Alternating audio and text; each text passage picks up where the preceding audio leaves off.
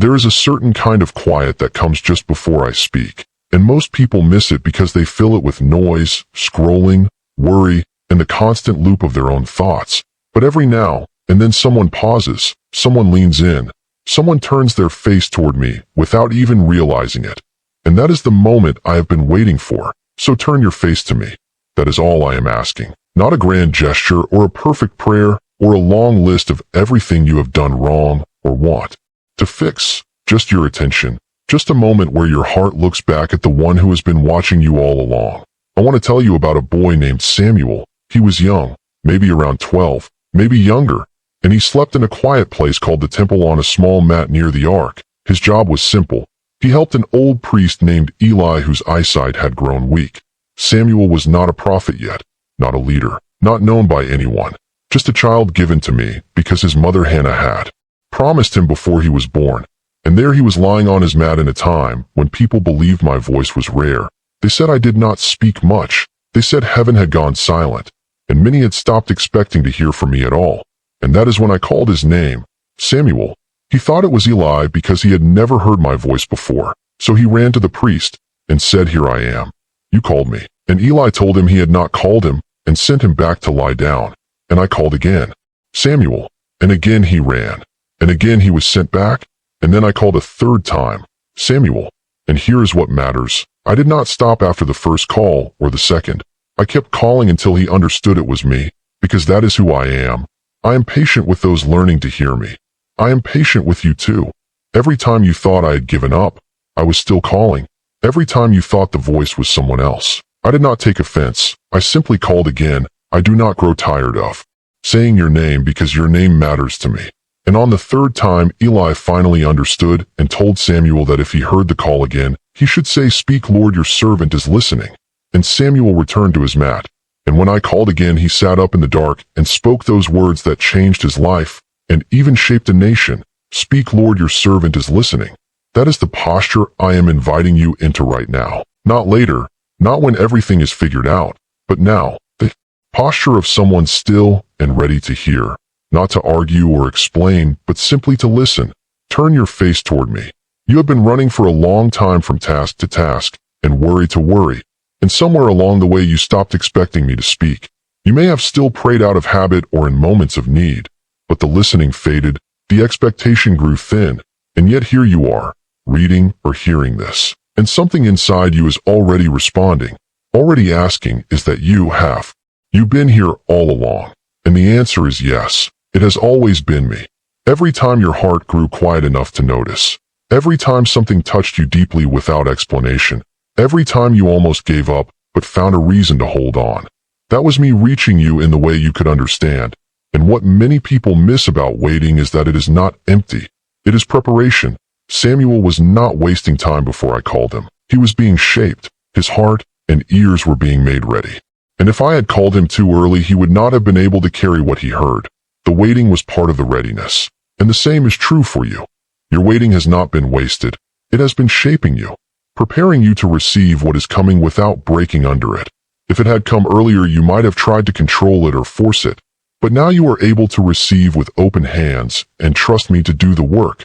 That is growth. That is strength. I want you to understand that I am preparing to do something deep within you.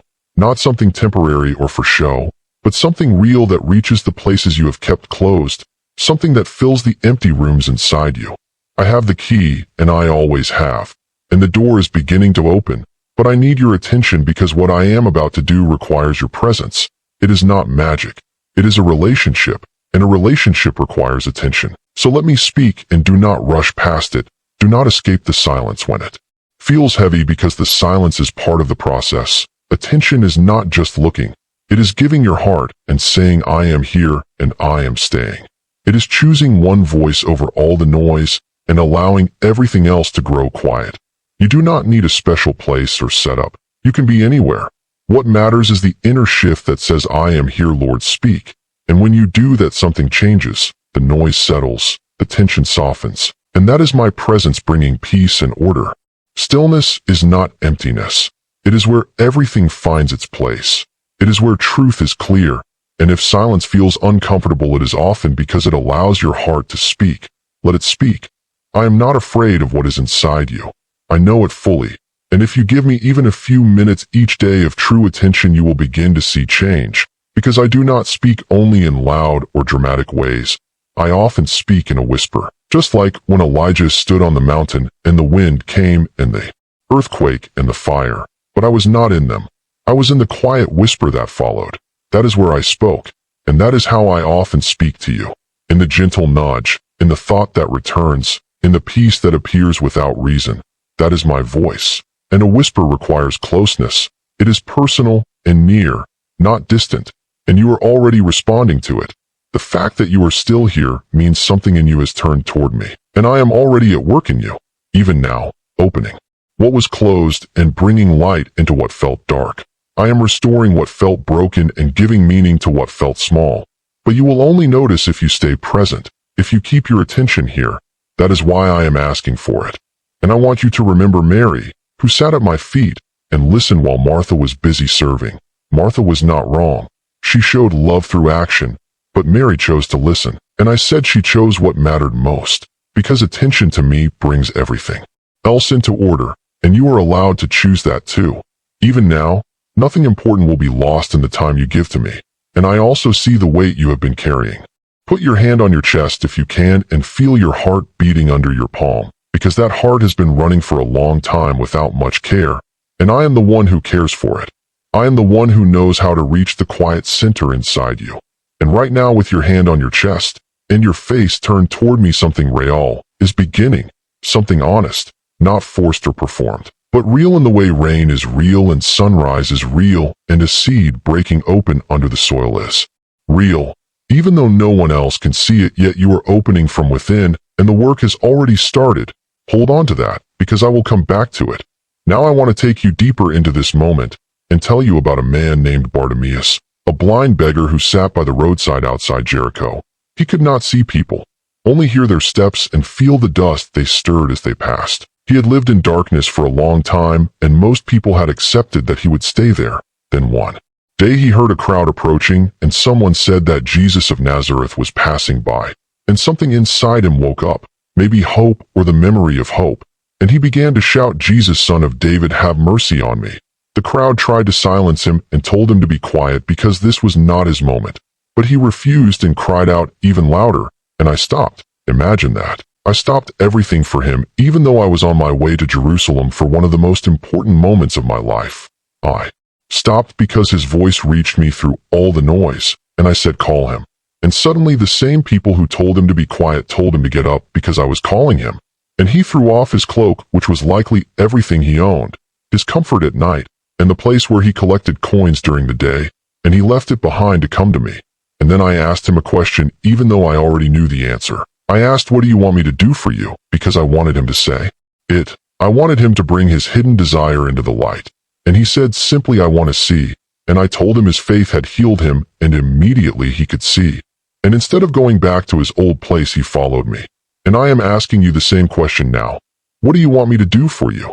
And some of you struggle to answer because you have trained yourself not to want anymore, since wanting once brought pain and disappointment. So you made your desires small to protect yourself and learn to expect less. And I understand why you did that, because it helped you survive. But I want you to know that you can begin to want again. You can hope again and speak those desires honestly, because I am safe for your heart. So take a moment and do not rush. I am not asking for a perfect answer, but a true one, the one you have been afraid to say. And know that I am listening to every word, not partially but fully. And some of you need your inner vision restored so you can see clearly.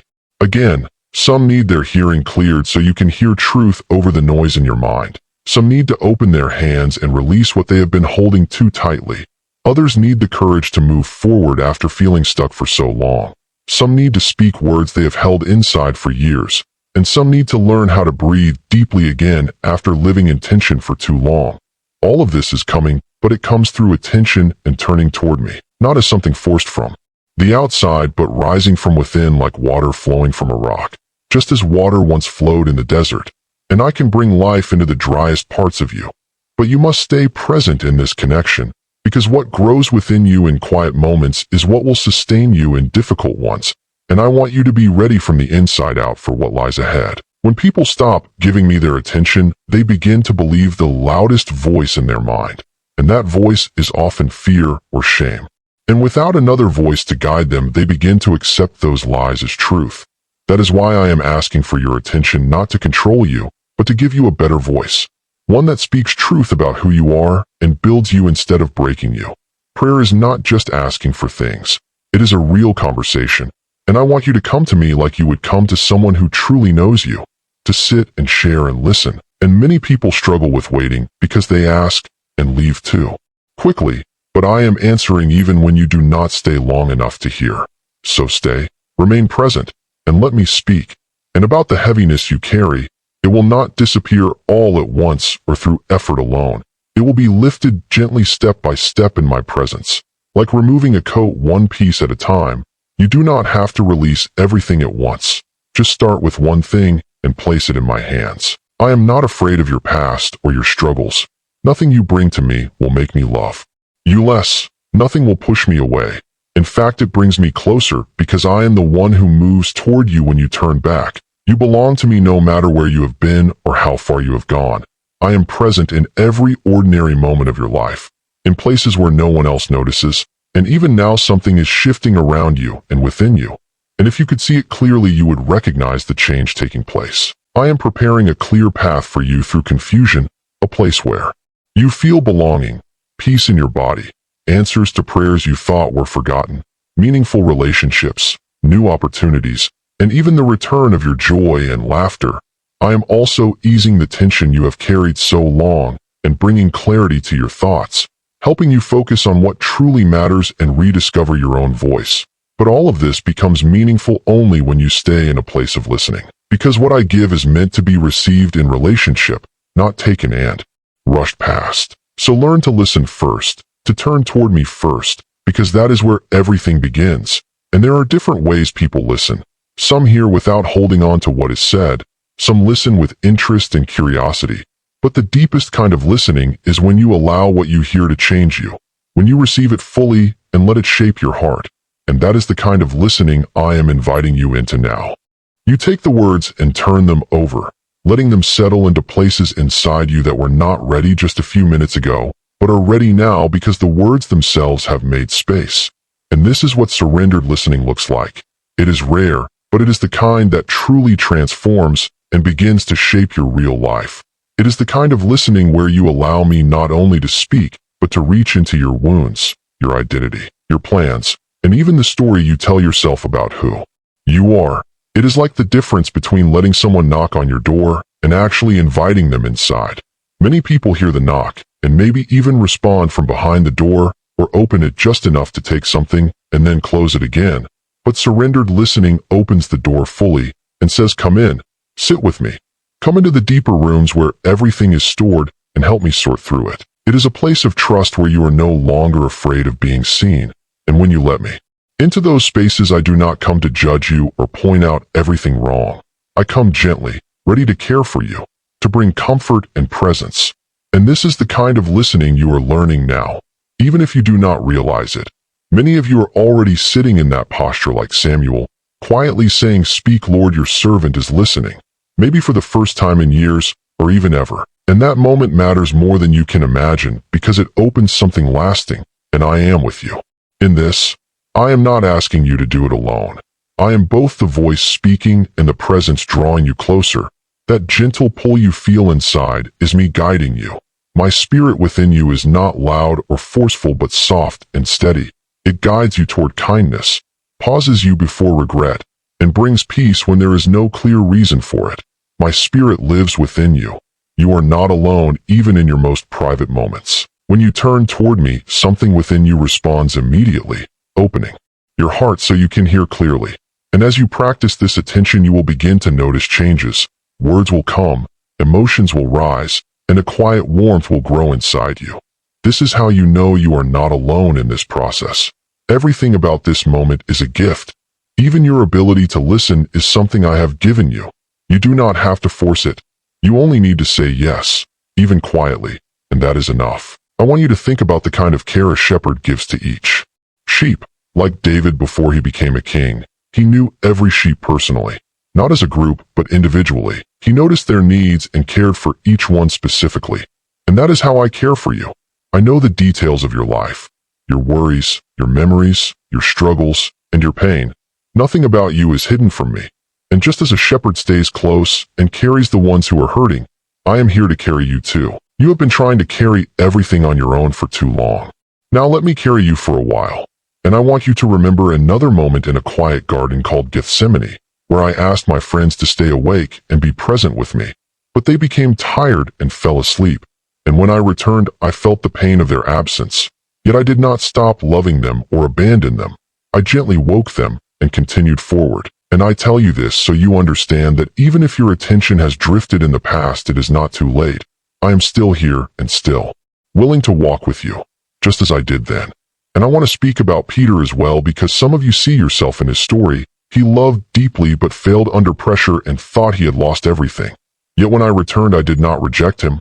I sought him out, fed him, and restored him, giving him purpose again. And that is how I restore. I take failure and turn it into part of your growth. Your mistakes do not disqualify you. They become part of your story. So even now, turn back toward me. No matter how long you have been distant, sit in this moment and choose to listen, and understand that learning to recognize my voice takes time.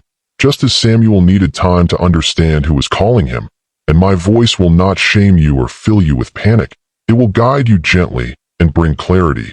It will align with love, patience, and truth, and over time it will produce peace and strength within you. And you can learn to recognize it more clearly as you continue to listen. This moment you are in right now is important. Even if it feels small, it is the beginning of something meaningful. And I also want to speak to the part of you that has stopped expecting anything. The part that believes you have been overlooked. I want you to know you have not been forgotten. The silence you experienced was not absence, but a space where things were being prepared. I was there all along, working in ways you could not see, protecting you and arranging what needed to be in place. You matter to me in every detail of your life. Even the smallest moments are seen and valued. The kindness you show, the restraint you practice, the quiet choices you make. None of it is unnoticed, and what may seem ordinary to you holds great value. You have been building something meaningful through these small, faithful moments, even if you never called it that, and all of it matters more than you realize. But I have been gathering every one of those moments, and one day I will surprise you with them.